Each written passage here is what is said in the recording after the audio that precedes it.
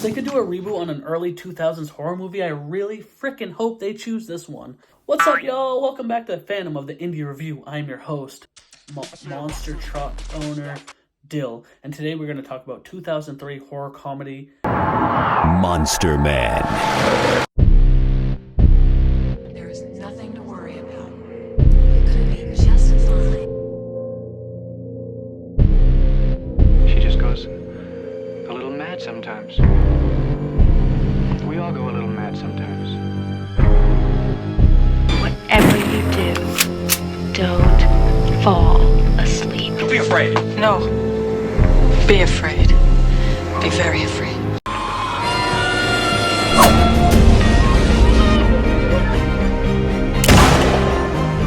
Little fun fact, this movie was actually distributed into another country under the name Wrong Turn 2.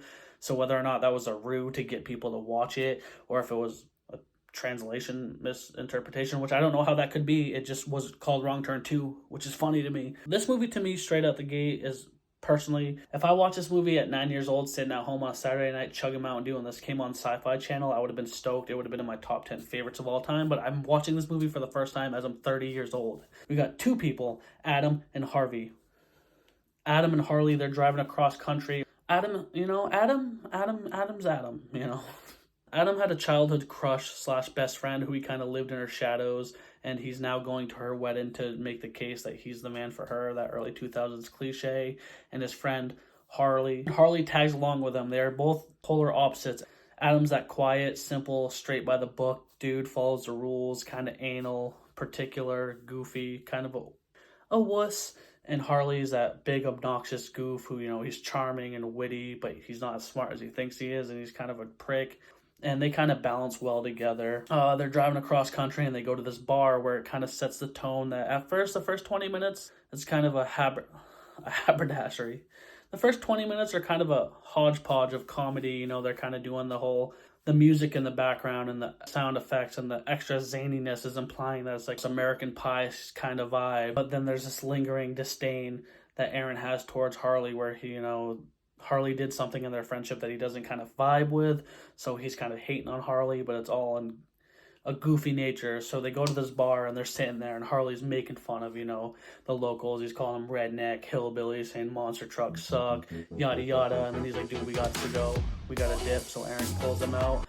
And then this is where the movie kind of picks up a little bit. They're driving down the road, and a giant monster truck comes out of nowhere, in the same vein of like Jeepers Creepers, where, you know, they're getting chased down the highway by a mysterious car. It has that derivative dichotomy to it, which is, you know, nostalgic for me. And at first glance, I was like, is this monster truck like CGI, or am I just tripping? But then the closer you look, it had like this distinct design to it, where like the body was shaped weird, and it's on giant wheels, and as it hinges up, it had like a mouth, and you're like, oh, monster truck, monster, get it? There's a monster man in the monster truck doing the monster mash. Throughout the movie, it's just them pretty much trying to get away from this monster man. It's a fine blend of horror comedies. You know, you can either do it brilliantly or haphazardly and corny, but at the end of the day, usually it meshes together. This one, it was trying to find an identity to me. It seemed like, it's like, do they know what they're trying to do? The movie picks up when they stop at an old gas station. You know, Aaron goes in to use the bathroom. A dimly lit bathroom with like a green light over it, and he goes into the stall. He sees a glory hole, and he like puts toilet paper in it. He's like, ew, that's gross. And then as he comes out, Harley's napping in the car, and the giant monster truck comes in, and he's like, oh shit, and he runs back in the bathroom. The guy from the monster truck, he doesn't say anything. He's a silent villain, but he's like shaking the door, trying to terrify him.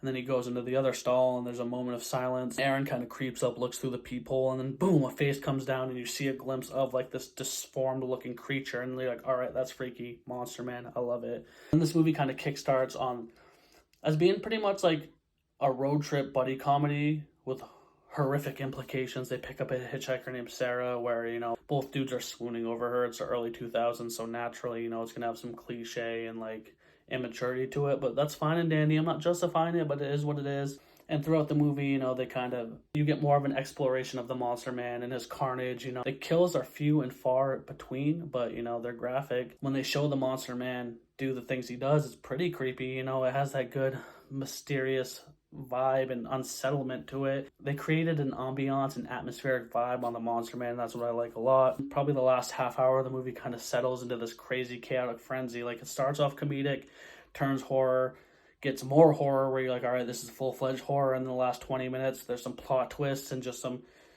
albeit there are some crazy plot devices and, you know, exposition dumps that really kind of just lend themselves to the movie to dumb down the plot fastly. But it was still done in a funny and creative way, and I thought it was good, you know? So it kind of like wrapped around, came full circle from it being goofy to creepy to goofy back again. And it was just a fun movie. My only gripe is I really feel like they didn't know what type of movie they were making. The intensely heightened comedy meshing with the gore, it just conflicted you and confused you a little bit. But that's okay.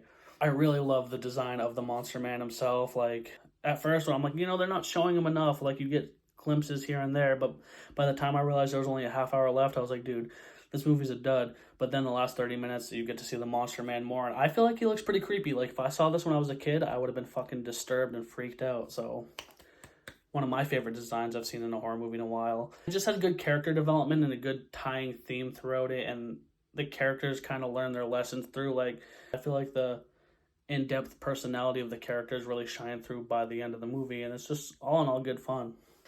But shit, yeah, that's the movie. Subscribe, hit that little ding-a-ling button harassing you, telling you, hey, it's me, I'm here. And I'm going to say it one time for the one times. Give me a hell yeah for horror.